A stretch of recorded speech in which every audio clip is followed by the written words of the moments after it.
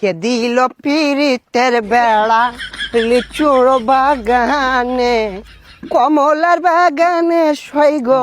কে দিল পিরিতের বেড়া লিচুর বাগানে।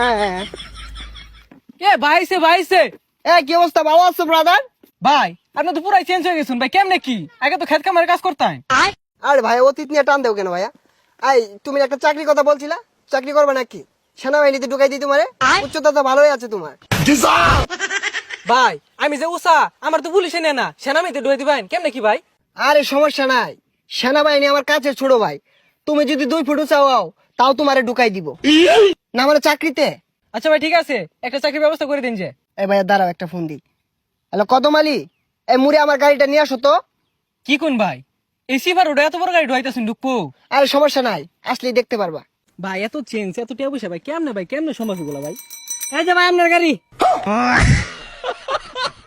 ভাই এই গাড়ি চালাতে পারবেন? আরে 12 মাস তো এগুলাই চালাই। এই সরো। দেখছস ভাইয়ের কি চেঞ্জ। এ ভাই ভাই ভাই এ ভাই ভাই ভাই ভাই ভাই উঠেন ভাই।